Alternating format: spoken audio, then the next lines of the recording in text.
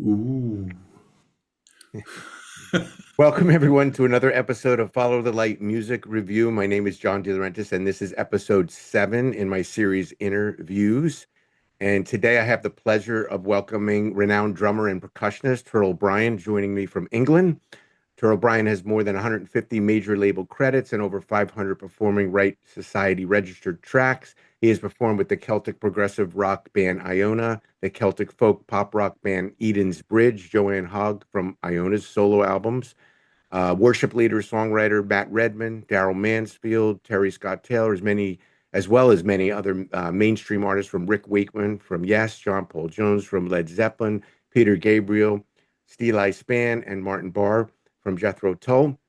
He's also released music with the Psalm Drummers, showcasing world music flavored praise and worship. He has recently released a new album, Jargon, funded through a Kickstarter campaign that features a collaboration with many musicians from Joanne Hogg, Steve Taylor, Phil Madeira, David Fitzgerald, Martin Barre, and many others. And some people may, if you have a knowledge of the world music flavored album by Paul Simon, Graceland, I feel this new album, Jargon, kind of is similar to that in that it takes a lot of musical flavors from jazz to pop to rock to meditative. He's currently touring with Martin Barre Band as well as performing a special show called A Life in Rhythm, showcasing his many decades of performing music from his solo project and his many collaborations with others. So it is my pleasure to welcome Terl Bryant as a special guest to the channel. Welcome. Wow, John. Well, thanks for having me. And gosh, you made me sound very, very busy there. Well, I am very busy and very grateful for a very exciting journey of, a life in rhythm, which Yeah. I performed last night actually down in Malvern, about 3.5 hours drive Wow. away from here.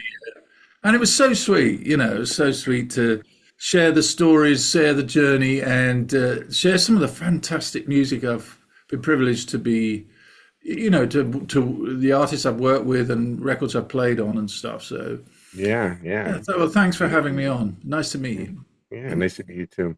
So let's get started with how you first got involved with playing music and when you first found your voice through drums and percussion. Yeah, that's good. It's a good question. I started playing drums very early on. I was about 8 years old actually, and I came from a small town in the middle of the country, from in Northamptonshire. And my parents and my three sisters, we grew up in this little village. And rather, my parents were both artists, not musicians. Hmm. In fact, I sometimes tell people my mum used to try and sing me to sleep when I was a small boy, and I used to have to ask her to leave the room because it was more unsettling than it was comforting. No, that's a little bit cruel, but it gives you an idea that what they were both artists in they painted and drew. They Right. went to art school together, and they were kind of, my mother was sort of upper middle class background. My father was working class background. He loved rock and roll. He loved jazz, big big band music, yeah, all the greats. He had a very extensive and very eclectic music collection. And my mother was a real sort of, she had a strong social conscience. She was, so I'm painting a little bit of a picture here where the influences start really. So, Right. so they gave me they gave me a variety of different music lessons, as many parents do, but it was the drum that caught my attention, and it was also on reflection. Now, as I grown up and kind of thought a lot about where this all came from, it was a great way for me as the only boy in the family to connect with my dad, because this Mm. was the thing he loved so much, is his music and his music collection. I saw how music made him respond. It was a real, tonic for him. He was a businessman. He worked hard, and he would use music as a means to, a freedom, a sort of therapy, I guess. Yeah. Yeah. Um, and he was very interested in the content of the music and the different sounds, and would draw my attention to that. And so, as I think, as a small child, I very naturally wanted to enter his world, and so my own sort of response to rhythm and the drum in particular seemed to connect with him. So I think that was the way in. Yeah. Ultimately, not a lot of people you would talk to with music, that music's in the family. They're copying their family in the singing tradition or music tradition, and it's kind of passed on in that sense. But also, I mentioned my parents as painters and artists because that was very much a part of my worldview too, was an interest in the aesthetic. And I Right. think that in the aesthetic of the sound and the broadness of sound. So I wasn't really connecting to a genre. I was connecting to the narrative of sound right from an early age. So that's how I got into it. By the age of 12, I had a little drum kit. I was playing in the school band, and I left school at the age of 16 to join Hmm. a rock and roll band. But that was, by the age of 12 or 13, I'd already decided this was what I was going to do. I told everybody I'm going to be a drummer, Yeah. and nobody believed me, of course. But it's like it's a small child telling you what they're going to do. But for me, it was already decided.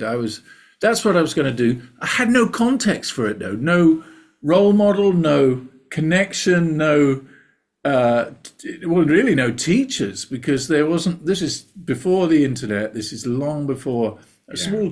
a small village in the middle of nowhere. Yeah, so I think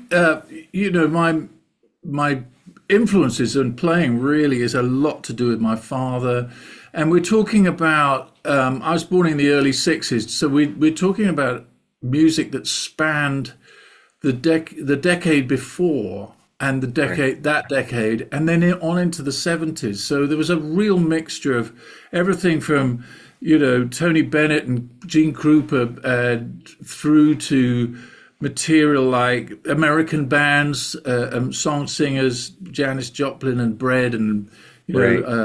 all those kinds of, including things like Lynyrd Skynyrd and Zeppelin, Yeah. but also more mainstream pop music and black music too. Desmond Decker and Larry Sifry and all these. So it was very much multicultural for me. And on reflection, I was very, I'm quite proud to look back and think that my parents were over a generation, but they were very open-minded. There's a Right. very topical thing these days about our parents' generation and racism and things like that. But actually, what was modeled to me from the beginning was a real open-mindedness to different sound, and really, I'm a big part of my whole musical approach is that music is a language that bridges culture. And Yeah. it really, what a song is, a story Right. that is set to sound. It's a narrative. Every song is a story of Right. whether it's a heart cry or an actual trackable narrative. So I love that. I love that idea that it's not some sort of separate thing that we do. Right. That it's really it's a heart language that surrounds us. Yeah. It's universal for sure. Yeah, it's a universal a way in which human beings connect and have done since Yeah. since as Yeah. long as history's been recorded. So Yeah. Yeah. I was born in the 60s too, so I'm right there with you. I think the 60s and the 70s, all those bands, they were like, it was trailblazing at that time. The yeah, music was kind of in its this infancy was in rock and roll. So, I mean, I grew up with all of those, listening to the bands like Yes and Deep Purple, a lot of the yeah, English bands. And those were my favorites, growing yeah, up. And just music in general, like you said, kind of it speaks a different language, and it's a universal language, and we really are blessed by it. You know, Yeah. especially those. I always say I'm very thankful that I was born when I was born and was able to be listening to all those great bands in the '70s, which were, uh, trailblazing. So I was going to ask you, are there any, you mentioned a few, but is there any particular drummers or musicians that you would say that were probably your biggest influences or your greatest influences? Well, I think like anyone, I had, the earliest albums I bought that got played a lot, Pink Floyd's Dark Side of the Moon. Yeah, You mentioned Deep Purple, that Made in Japan live album was, yeah, was very informative for my development as a drummer. I was listening to, early Creedence, yeah, Clearwater. That was as for a drummer, that kind of production is a great way of learning by listening, because everything's very clear. The parts, you can make out the parts in those. But I was also listening to bands like Dixie Dregs and yeah, you know yeah. Good De- stuff. with Steve Morse and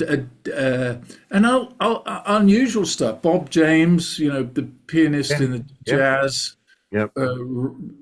experimental jazz fusion kind of stuff.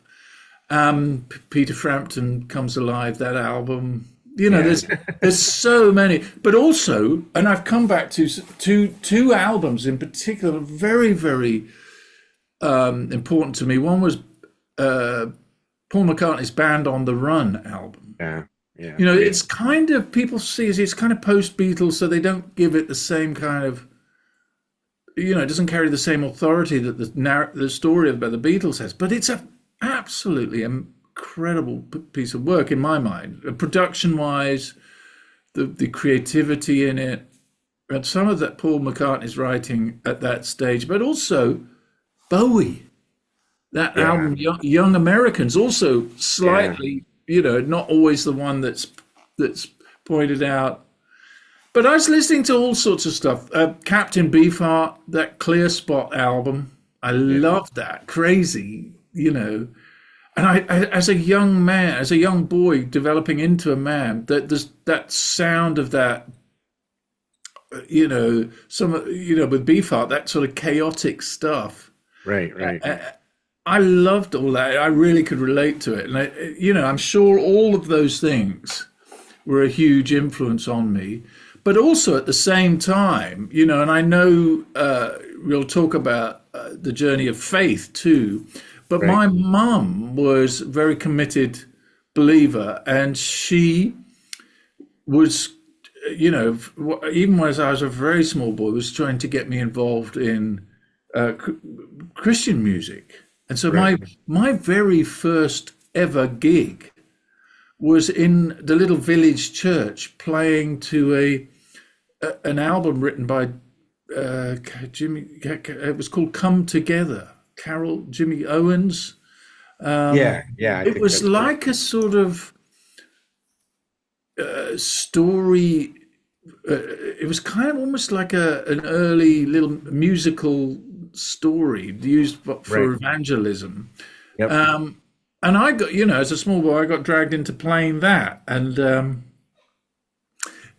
Yeah. it was great, and I liked that too. Although I didn't feel it had the same kind of punch as some of the other stuff I was Yeah, I listening think to. that would probably come later as it developed. Same thing with Christian music. It was kind of developing during that stage too. Yeah, yeah. People Now, were, people were they were breaking down barriers because yes, they um, were, you yeah, know, they were very and shy of at drums. first, yeah, it was kind of like very mellow stuff at the beginning, but then we got into the heavier stuff later. So that kind of seeks into what I was going to ask you. I was going to say, ask you to talk about your faith journey into Christianity and the inspiration behind starting the Psalm Drummers Project. Yeah. Well, really, I did have a some influence from my mother as a small boy going to church with her. Not from my father's side of the family; he wasn't very interested Right. in matters of church or religious things. And on reflection, I think he'd probably had quite a bad experience as a boy, like so many people shy away from the culture of Christianity because of the way some people carry on, Right. So he kind of kept a wide berth. My mum took me to church. Her grandfather was an Anglican priest, and Okay. so there was this. And the village we grew up in was the village in which he had been the local vicar, 100 years prior to me being born. And there's a great story in that. And there was always a sense in the family that this man had left a legacy. He'd done some pretty impressive things, but also he'd lived through, the First World War. He'd lost his sons in that, and was still stood the course. So there was this thing these seeds were sown into my, I guess, into the psychology of my personality as a small boy. But I wasn't very interested in, I was more interested in rock and roll than God, Yeah. And so when I left school, I wasn't very, I wasn't doing anything involved with the church other than the things that my mum had kind of dragged me into, really. And it wasn't until a few years later in my early 20s, at that point, I was staying in the west coast of America in California, and I was staying with some people, and really, to be honest, I'd got wound up in all the unhealthy lifestyle stuff, and was on a pretty destructive path. I mean, I don't need to go into details because everybody knows what we're talking about, and Yeah. I hadn't really realized to what depth had slidden into unhealthy activities, until I was living with a guy who was a heroin addict, and we moved house, and I moved with him because I was renting a room he was in his little house with his girlfriend, Yeah. and we moved into this house right next to a Christian recording studio in Orange County, California. Now, some people might have heard of the Maranatha music movement and all the music that came out of the links with Calvary Chapel, Orange County, and really what happened was this young guy, Kenny Riley, had made friends with me and started sharing the journey of his faith with me. And really, what happened, John, was it started to awaken a hunger in me to be different. I saw that this guy had been changed through his journey of faith, and I was not only attracted to that, but it was also alerting me to my own status, really, of where I'd got to. And I'd really become something I didn't want to be, I think. And so I had I'd say, a pretty dramatic transformation. It was a mystical experience, if you like. I'd called out in faith to God to ask if he was real, and if he was real, could he help me? And it wasn't in a church context. There was no one else there. I was on my own. Right. And as I prayed that prayer, there was a conflict. I had a conflict with some kind of entity that was beyond me. In spiritual language, we talk about, a demon and that sort of thing, but it always sounds a bit horror film. This thing was like a really terrifying entity that entered the room. When I called out to Christ, this thing turned up and started intimidating and threatening me. And really, ultimately, this friend Kenny, had told me about the name of Jesus and the power. Right. He talked about the power of the name of Jesus. And really, that's all I had. That was, I was on my own in my room. So the only weapon I had against this creature was Christ's name. And I Yeah. spoke it, and I spoke it at it, and it didn't like it, and it backed off. And at that, in that moment, I had this, what I can only describe as a kind of awakened realization. I felt as if God Himself was speaking to me and saying, "My way or your way, my way Right. or your way, Terl. It's up to you." He'd given me. It was his. You know, there's a lot of angles and ways you can look at this, but it was as if He gave me His name as a weapon. You know, as a Right. gift, Right. and I'd used it naively with no experience, no knowledge, and it Right. had seen it to be effective. And He was just saying, you know, there it is. Do you want to go my way or your way? You know, Right. so, and threw it back at me, and in that moment, I was terrified. I thought, oh my word, going God's way, what's that going to mean? Is He, you know, the flood of thoughts of the naivety of what following God might mean. It just felt like it was terrifying.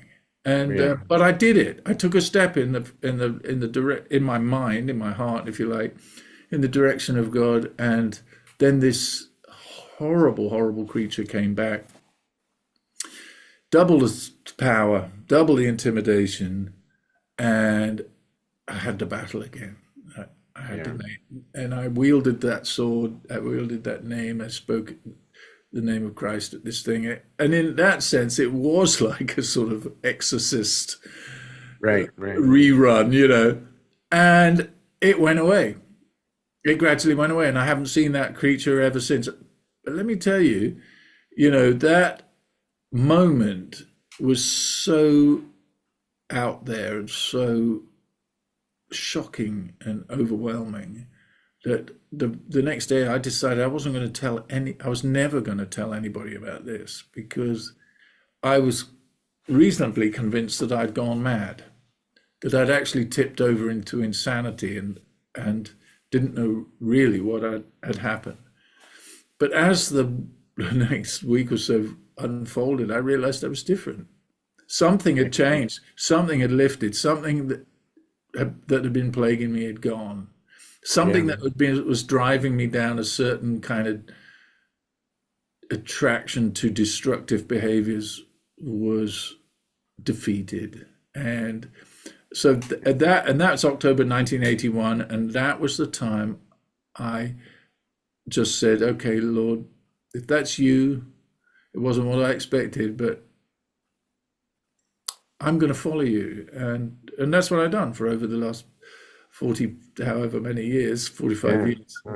And it's, you know, it's an interesting thing. You talk to different people about their faith journey, and, you know, and there's a lot of the culture of Christianity has a lot of language for it, common Right. Right. language. Yeah. Being born again, your conversion, washed in the blood, and all these kinds of terminology. But they lose those terminologies. In my mind, they lose their power because they become sort of catchphrases for eras, for a season. When they're first used, they have so much meaning. But as time goes on, and especially in our modern world, you know, and I have a lot of friends who have no Christian culture around them, and a lot of that dialogue does not connect because it's too, as you well know, it's too tarred with first assumptions, you know, Right. too Right. many assumptions. So I like to tell my story, and I tell it open, and I tell it quite often. I told it last night, but I want to tell it in a way that it's just what it is, you know. And if someone is in trouble, they can access the same name Right. Right. Yeah. And why not access the same name before you get into trouble? So Yeah. Yeah. Because you experienced it firsthand, the power of it. Yeah. So yeah, yeah, and I and understand what you're saying. Like sometimes there's if it becomes like a cliche phrase, it like you said, it kind of that's loses right. its power. It's got to have that depth behind it, the meaning behind it, and the experience behind it too. So, you know, Well, here's the thing, John, and I, we're talking about music, and in my mind, we know when music has an authenticity about it. right. As it's not that there's some music that is special and some that isn't. It's more like the narrative, the story that makes a song, the heart that makes a song. If it's honest and authentic, Yeah. whatever the story is, you can feel it. You can feel Yeah. it's the truth of it, whether you agree with it or like it or don't. You can relate to it, whether it's a rap piece piece of music. You can feel it. You can feel when Right. the guy or girl is delivering something that is important to them. Right. And I think that's the same. If you just talk in terms of learned behavior, you're right. It's cliche, and the trouble is, a lot of music is just crafted out of cliche. Right. And Yeah. it's not to condemn that you can make perfectly good music. AI can make perfectly good music, and anybody can. Unfortunately, AI Yeah, is a problem, but yeah. yeah, yeah. You Yeah. can string chords together and put a nice rhythm to it, and it can start to, it can feel okay. But when you hear a Leonard Cohen song or a Nick Cave song or a Bob Dylan song or you know, oh gosh, it opens up Yeah. the heart to connect the to to the human condition. And if it's music that has a that's talking about our journey of faith, whether that be about faith or even going into the realm of music that has a that's written with the intention of prayer and praise, Right. commonly called worship music, sadly defined as a genre. Right. Right. Yeah. You know, you can still tell the difference whether it's Yeah. Yeah. whether It's the it's spirit authentic behind or it. it's just Yeah. yeah, That's the key. Yeah. It's the spirit behind it and the genuineness of it. It's not something that's just rote. If you want rote music, like you said, AI can do it. But, I think music it has to have that human element in it. And if you're doing it with that kind of heart behind it, you can definitely feel it through the music, you yeah, can feel that. And I think, in that sense too, I mean, obviously God created music and that's, it needs that spiritual human connection behind it. If it's just something that's by the numbers, it's not, like you said, it's not authentic and you can tell the difference, yeah, yeah, and like you said, with genres, I guess because we're human, we like to categorize things. But music, uh, it's just one of those. It's a spiritual thing. It's its own emotional realm, yeah, and it definitely has power. It's definitely, like you, been listening to it all my life since I was two, and it's always ministered to me, always blessed me, always like helped me, so I think it's a great gift of God, that creative process.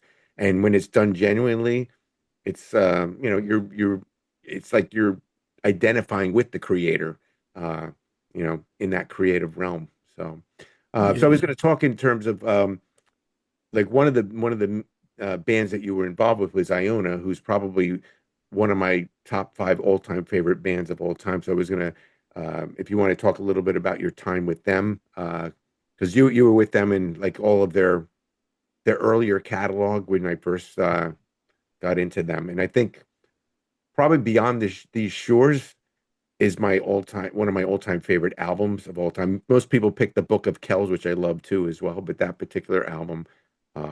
is really good. So how did you get involved with Iona and Yeah. that realm? Yeah. Well, I was, you know, during that time in the, uh, I in the middle '80s, I joined the goth Peter Murphy's band. Okay. Peter Murphy was the singer of a post-punk British band called Bauhaus, and Right. then became, after he started his solo career, he became very successful in America, and I was in his band during that time. We had a number one in the alternative charts in late '80s. The track called "Cuts You Up," which I sometimes talk about and perform in my solo show. But so I'd gone from playing with various people around that West Coast California scene, Darrell Mansfield, you mentioned, Steve Taylor, Yeah. and doing sessions with, Daniel Amos and various Christian bands. And then I was back in the UK and joined Peter Murphy's band. So I was really working in a really, really diverse range of music. And also, you know, talking about the spiritual climate of it, a very different atmosphere of personalities, and Right. and basically, in the very late '80s, I just got a call from one of the guys, from Dave Fitzgerald, in fact, who I'd made friends with here in the UK, with connections with other friends. It was always about connecting with through the network of friendships, and was invited to play on Iona's first album, Right. simply called Iona. So I Right. was invited to play on it as a session musician. So I was booked for a day's session in the central north of the UK, in around the Leeds, Harrogate area, to go to so I drove up through the country, 3 or 4 hours, or at least maybe 5 hours drive with all my stuff. Yeah. Did this very, very long day, playing on the whole of the album, and then left at the end of the day. And basically, I had my session musician head on. I tried to serve the music and do a good job. I was doing what Dave Bainbridge, who was producing it, was expecting, Right. and I had no idea that that album was going to catch the imagination of a whole crowd of people. But also, I wasn't very interested in them as a band, because it was a tough session. It was a long, long day. It Yeah. wasn't particularly well paid, and I'd driven half the country to go there and back. You know, Yeah. and I just thought, these guys draw blood. I don't. And but a couple of years went past, and they'd done a few live shows, um, and it was picking up interest. And they asked me to come and do some more music with them, to play with them.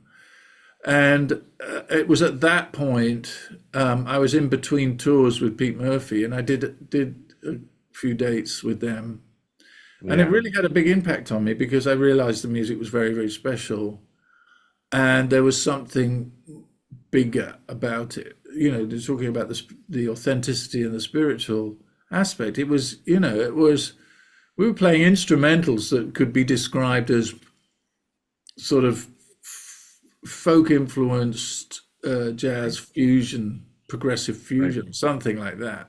Yeah. So kind of music, the musical aspect of it was was a step up in terms of that kind of skill set, use of the skill set. So it was demanding more of my playing, but it was really moving, the atmosphere in the music, and the message, and Yeah.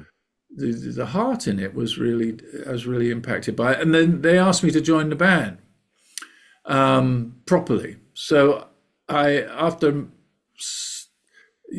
after some wrestling with the idea, I did. I left Peter Murphy's band.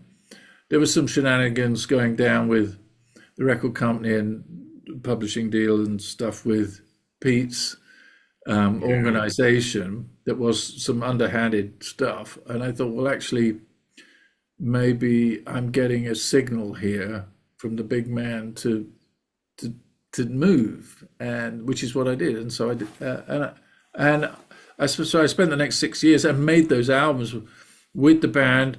We were a really unusual group of people because we were all so different. Joanne's a trained doctor. David come from a very working class northern background, but really committed musical family.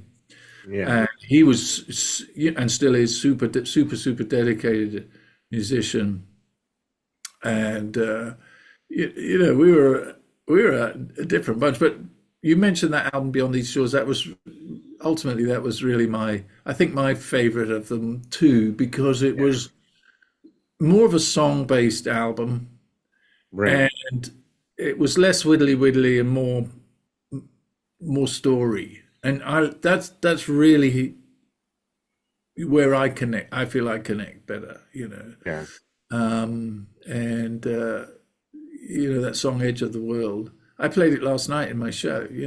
So Nice. it's funny, we're touching the same bass. So, um, and when I play that song, it's just a gentle, story song, but it's super special. Yeah. Um, Yeah. yeah. So I love that season playing with us, and we're all still connected in our different ways and have worked together on a whole variety of projects.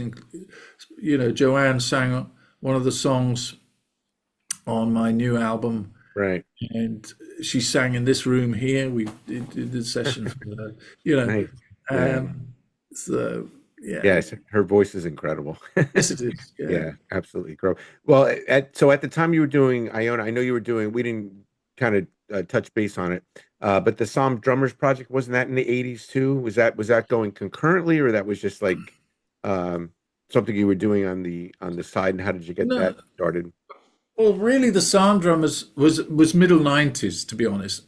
Okay. What birthed the Psalm Drummers was a dream I'd had, and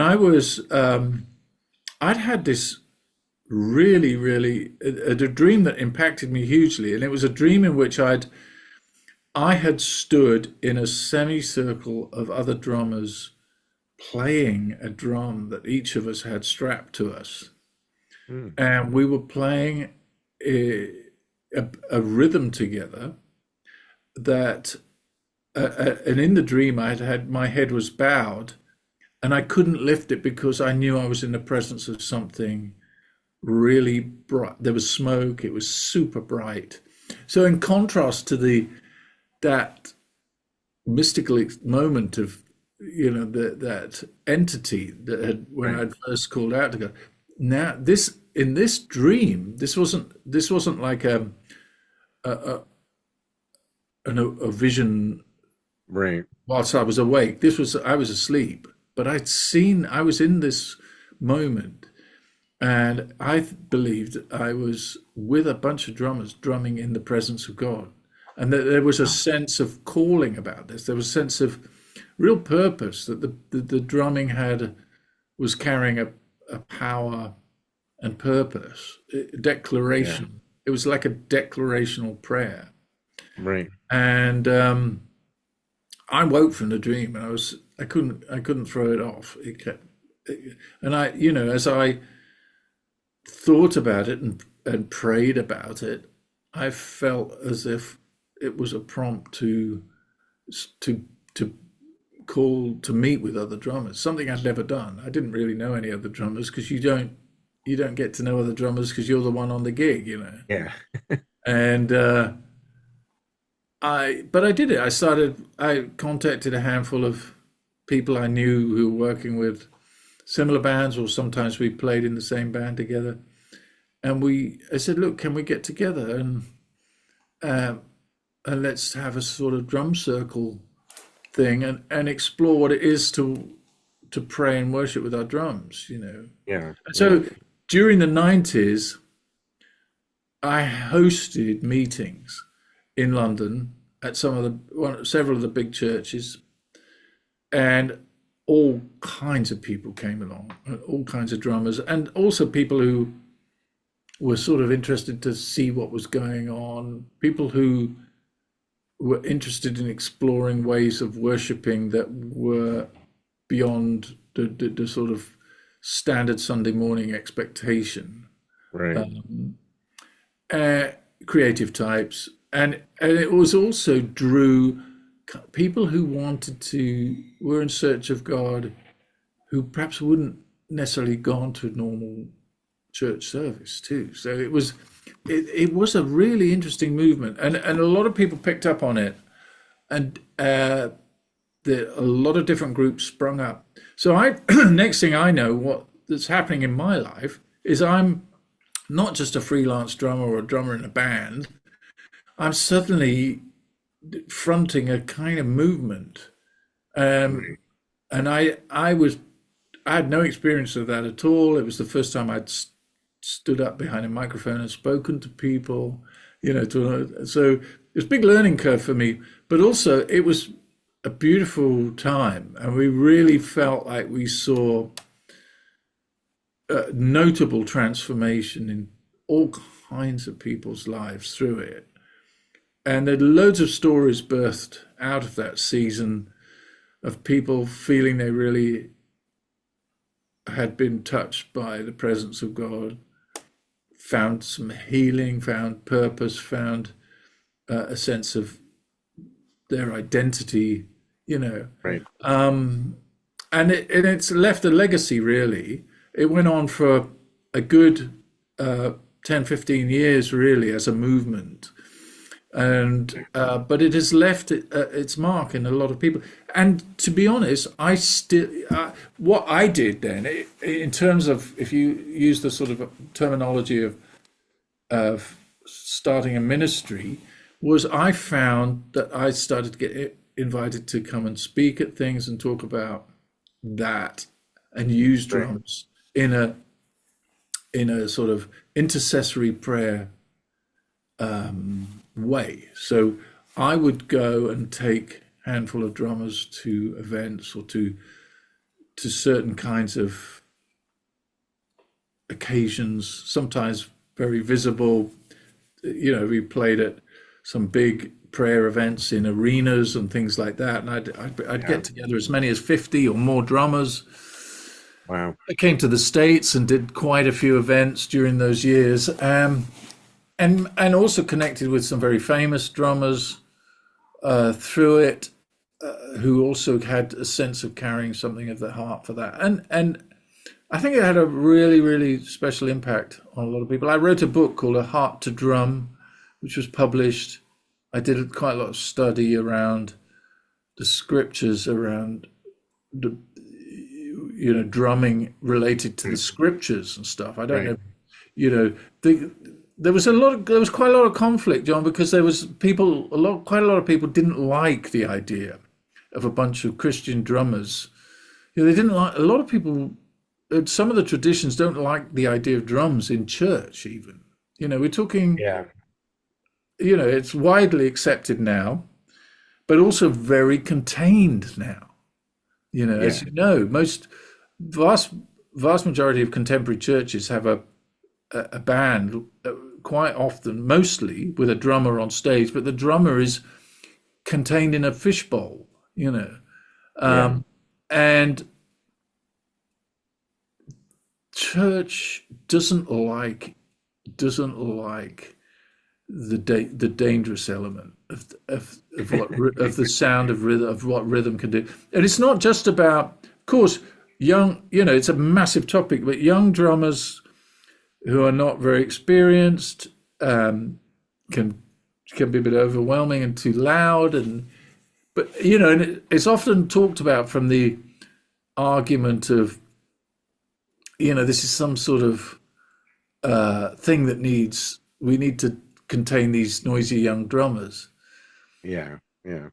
But in the hands of experienced players, you can raise a storm with this instrument, and it's not always convenient for the program. You know what I'm saying?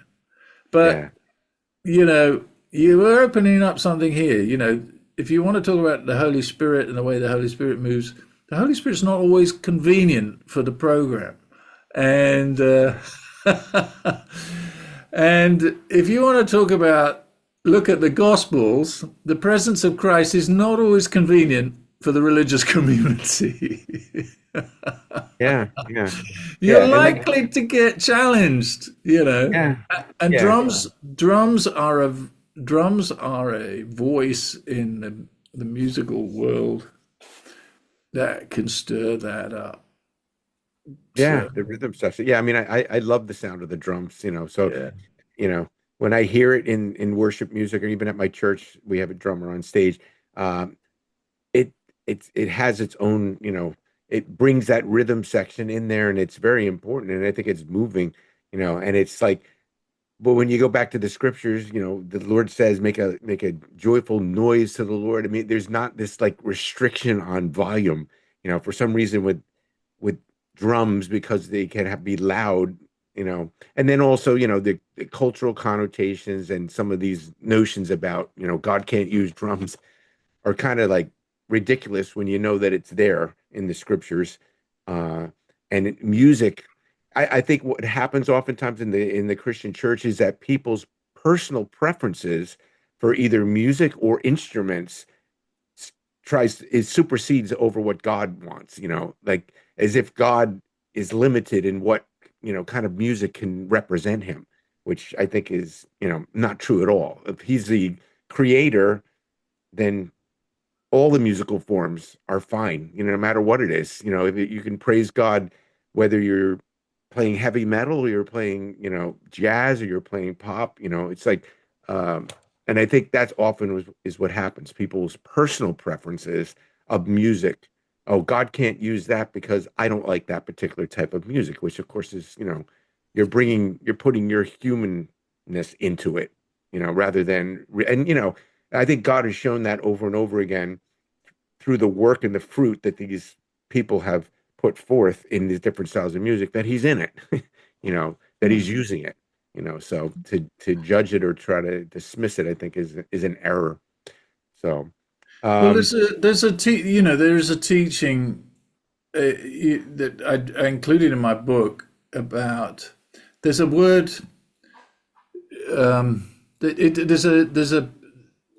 There's a passage that talks about the Levitical roles of the priests in the right, Old Testament temple. Chenaniah there's this verse that talks about Chenaniah being appointed because of his skill.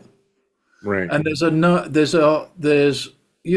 psalm that talks about playing skillfully for the Lord, right, but this word actually comes from an ancient Hebrew word, sakal, sakal, sakal, and really the word is better translated as with wisdom, to play with wisdom.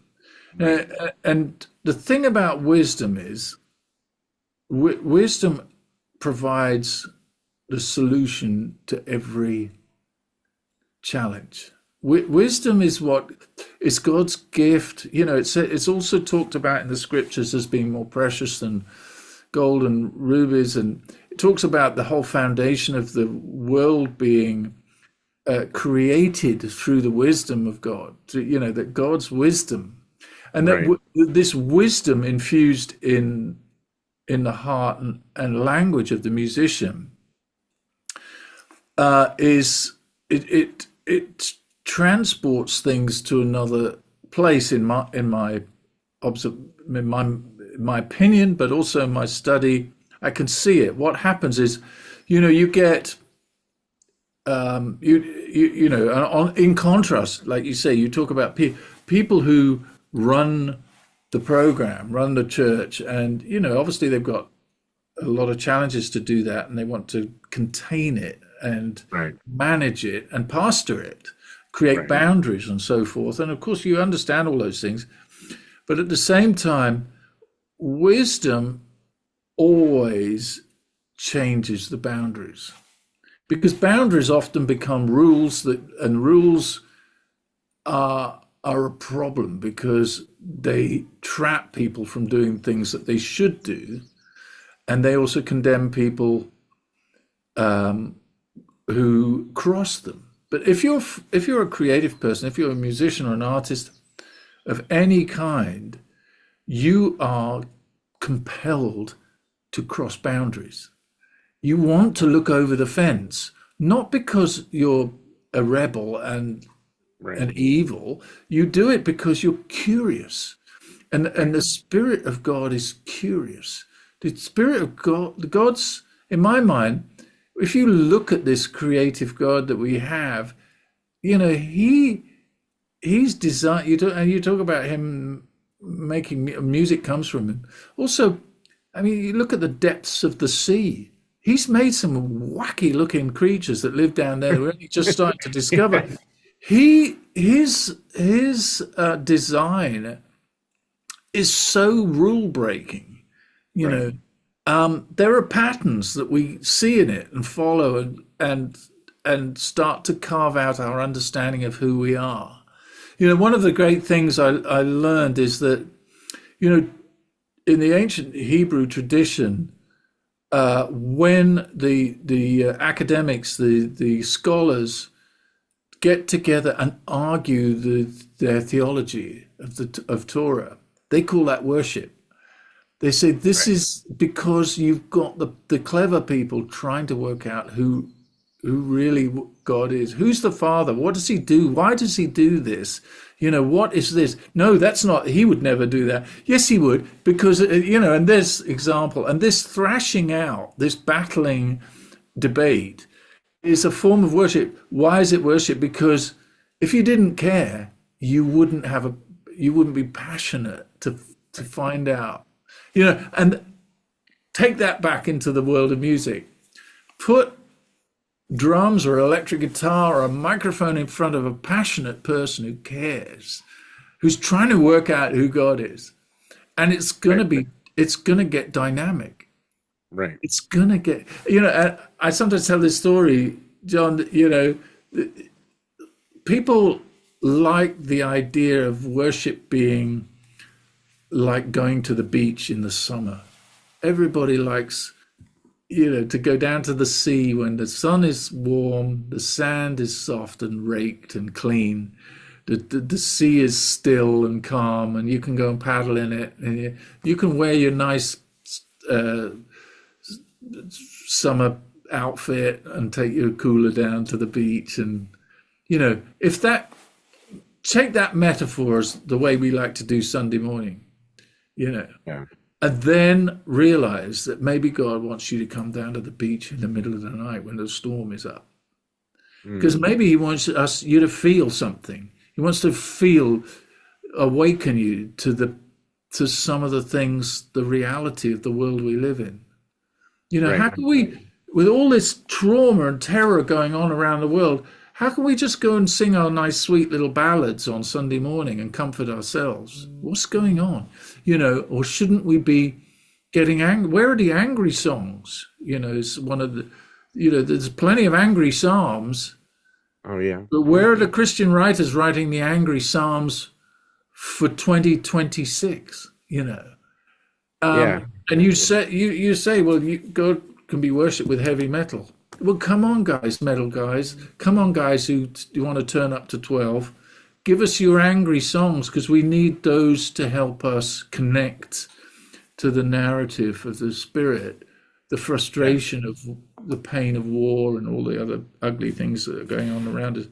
You Right. know, Living in the world. Yeah. I mean, and like you said, those. like, those are important. Like the Psalms. I mean, David was he displays that the Yes, anger. He explains the emotion. He explains, all kinds of different things in there, and that, yeah, like you said, needs to be in there as well. And I think there are some Christian musicians who have done that. They've really, like, I know. Well, I'm sure you know the Resurrection Band.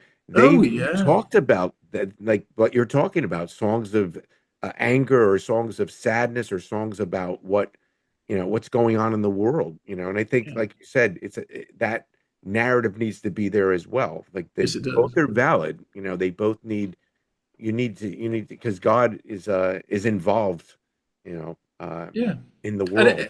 and if you're pastoral too, you need to also offer the safe place, the place of comfort, the place Right. of calm, you know. So Right. To renew. Yeah. as long as people know what's going on, Right. it's safe. You know, if Dad can say, "Look, we've got to deal with a difficult topic," you know, and Yeah. let the creativity help serve that. Anyway, Yeah. I'm not, I'm in danger of stepping out of my depth here because while some of this is my perception and my opinion, I'm not speaking for God. I'm speaking from, you know, this is how I feel from my own journey, and I'm also not pretending to be um, to have the answers. I mean, you talk about this new album I've made. I wanted to make an album that you know, slightly changing shift here. I wanted to make an album that wasn't Christian as such. That wasn't Christian cultured. I've made quite a lot of music that could. I wanted people to enjoy listening to it, and if they catch something authentic in the writing and in the lyric that does connect on a spirit level, on a faith level, that just to trust that, but also for it to model something to some of my Christian friends to say, look, you you know, you're a creator. You don't have to write every song with the same lyric. You know, you Right. can you you can write Yeah. about whatever you want to write about. If you're a Yeah. poet, Because yeah, exactly. If you're a poet, you're writing about all kinds of yeah, topics because the world is filled with it, and I think, like you said, it comes down to storytelling, and if you look at Jesus, what did he tell? Parables. They were stories. And, yeah, so through those stories, you have these deeper meanings that you can get out of that. So, you know, I understand exactly what you're saying, that's storytelling. In fact, I know we're kind of running a little bit over time. Why don't we get into some of the songs on Jargon? Which yes. I've been listening to a lot, and it's a really fantastic album. I really enjoy it. Thank you. Yeah. I'm glad you're Yeah, enjoying I'm really enjoying it. it. How about talk about we'll talk about a few songs on the album. One of my favorites on the album is a song called Ghosts. Yeah, Oh yeah. good stuff. I just absolutely love the gorgeous violin playing from Matt Steady on there, the heartfelt vocals from Jules Bryant on there. Just like it's one of those songs that it comes on and it moves me just like when it starts with the music. So why don't you talk a little bit about that song and its creation? Yeah. Well, you see, actually, I'm so glad you mentioned that song. And funnily enough, that song keeps coming up.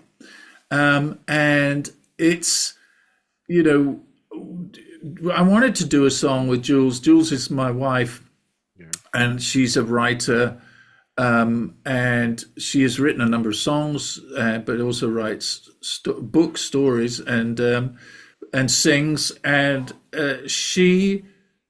we wanted to find the right kind of vibe and just let it unfold. Anyway, so I give her some different kind of beats and construct a few chord shapes for her to kind of workshop through, Right. develop the idea for a song. And actually this came very quickly,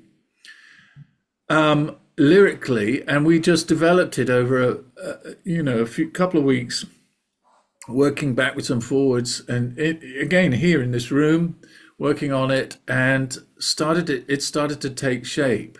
And then we felt like we had this dramatic musical response to this heart cry, this idea that, you know, the things you care about, sometimes they fly away like butterflies, and you Right. can't catch them, and you know, and they're so delicate, and you know, Right. and there's some different angles on it. I'm sure if Jules was here, she would have plenty to say, you know, in terms of how she felt it was. And it's two verses, you know, it's Right. very short comment of uh, in the lyric. But I gave that, I asked Matt Steady, who I worked with and played on several of his albums, lovely guy, good friend, and very, very gifted musician. I said, "Will you play some violin on this?"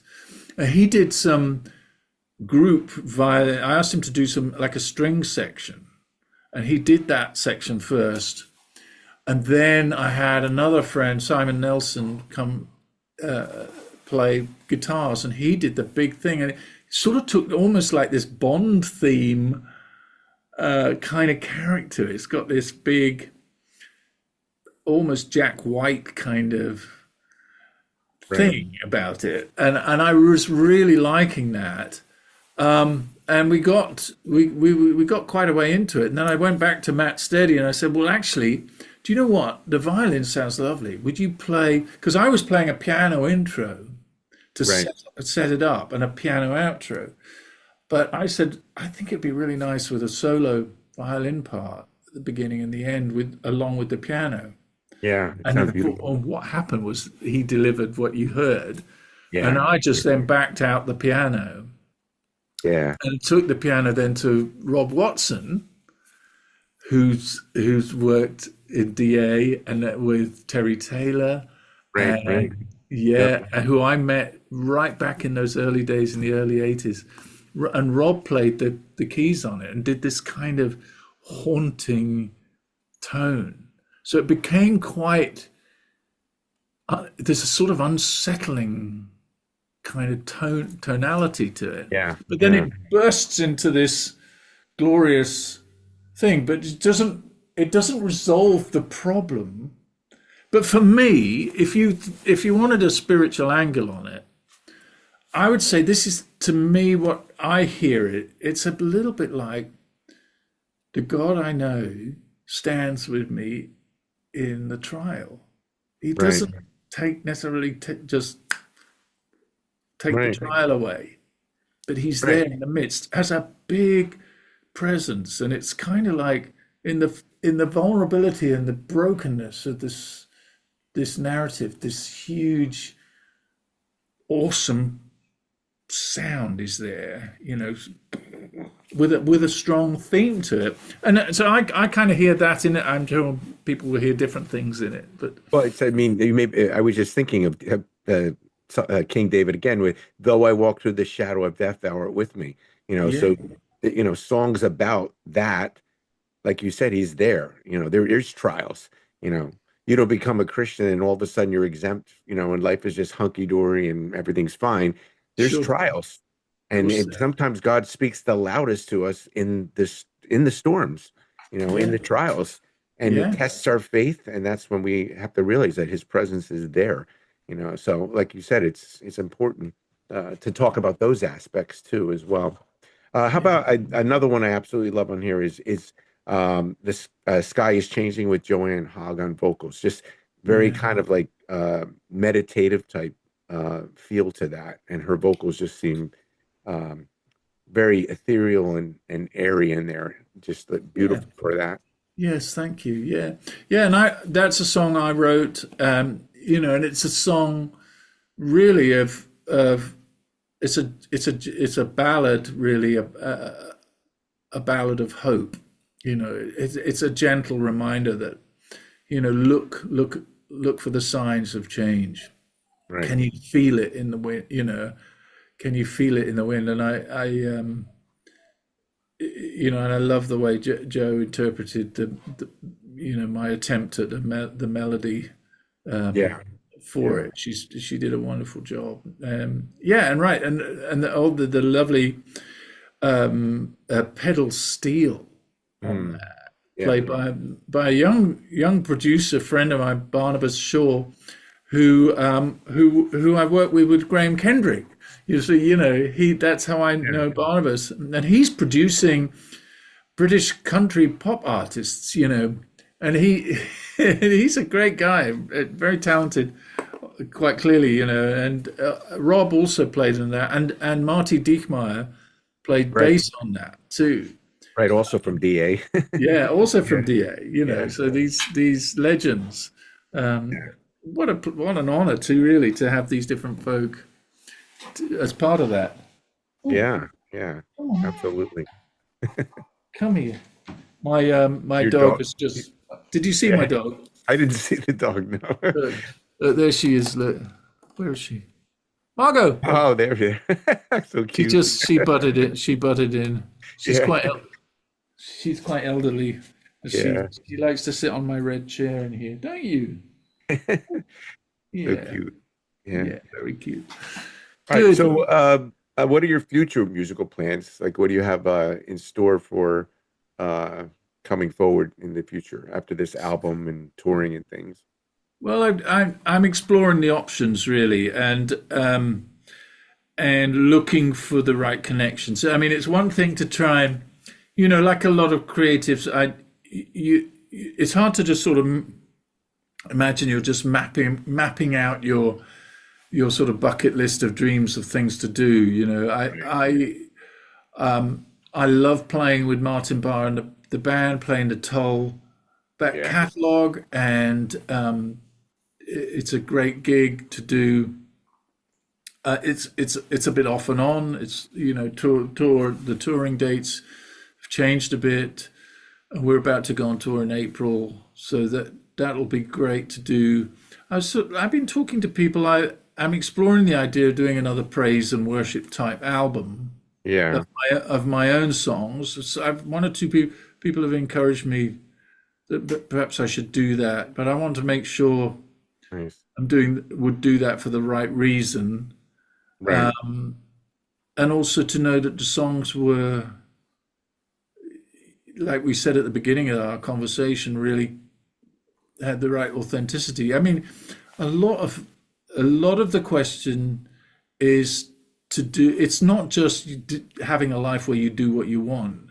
I have to make a living as an artist too. Right. So you have this challenge of what is not only going to be fulfill your creative vision, but is there a marketplace for it? Right. And those two things often conflict and take us back to the other story we were talking about why you would write stuff. Very important to me that of trying to balance that well. I've done this record took most of last year to do, Yeah. and it provided, running a Kickstarter helped fund it, but it's not Right. really like most your musicians who might watch and listen to you would know. This isn't going to, pay the household bills. It doing these things it's quite a sacrificial journey, really, and you've got to keep doing. So I think you're asking about the way forward. God, please provide and guide. That would be my prayer in that sense. Yeah. Yeah. Um, Exactly. Awesome. and if I'm to stay on the drum kit doing, because I'm not people, I guess most people would think of me as a working drummer playing in bands and stuff. But I very much want to develop the creative things. Doing the storytelling shows that Right. I've been doing is really important. And also what we didn't really touch on was what came out of Psalm Drummers was Yeah. doing these things. Like travel to places around Central Europe and further in Asia and stuff, and Yeah. used drums in a ministry type context. Right. Right. Again with storytelling, but really, I love doing those things and love seeing how people's lives are impacted by the sort of encouragement and bridge building ethos that it can bring. Yeah. Helping, the Christian church around the world is so diverse and it carries so many different rule books for their different theological worldviews. Right. And unfortunately, people are very, very stuck in the mud of their rule books and quite divided. And we're living in a world that the algorithms want to polarize us all into our different political corners and different worldview Right. corners, ideological corners. But music, here's the gift of ultimately, and maybe I could end with this idea. Yeah. It's the music is the potential, it's our potential unifier. It's God's gift to unify us, not to divide us. Exactly. Let us make music that we don't need to be frightened of. You can feel the pastoral fatherliness, if you like, or the godliness about it, whether or not it's a Jesus is mentioned in the lyric or not. Let it help us build bridges between people groups, Right. regardless. And it does. It Uh, yeah. people don't talk about it enough. Music is, when I was 12 years old and heard Bridge Over Troubled Water, when I pinched my dad's, he'd gone out, I wasn't allowed to play the vinyl. And I put that Simon and Garfunkel record. Paul Simon didn't write that because he was trying to bring us a Christian message. But I think it's documented somewhere, he grabbed that lyric from a gospel singer. Yeah. He liked the idea of a bridge over troubled water. Now I didn't know. I was 12 years old. I illegally went into our living room and put my dad's vinyl on when he wasn't looking. But I Yeah. heard that record, Yeah. and John, that I halfway through that song, I started weeping. Yeah. You want to Yeah. know what's going on? I was being transformed. The trajectory of my life was being transformed through a song that Paul Simon had written, Yeah. because I believe God's presence was in the song and is in that song. That song, Yeah. Yeah. It's it, interesting because he's had an interest in Christian themes and stuff, and he's had that kind of he's done that before, where he's had like kind of a inspiration from that too as well. So, but yeah, I mean, and it's interesting that song "Bridge Over Troubled Water" is a song that a lot of Christian artists have recorded. So, yeah, it validates exactly what your experience was with it, and you yeah, can see the power of music. it's an obvious metaphor. Yeah. It doesn't need to be spelled out any more than it is obvious, Yeah. and it's not threatening because it's not preachy. Right. It's the heart of God's love, in that Yeah. song. A Yeah. bridge over trouble. I'll help, I'll be there for you. Yeah. Yeah. Um, Incredible. there it is. So, well, thank you so much. I'm going to just do the close it. You could stay around for a couple seconds afterwards. Thank you for joining us today with this a very special interview with Terl Bryant from England. And as I always close out, I encourage everyone to follow the light that shines out in the darkness. God bless everyone. Mm.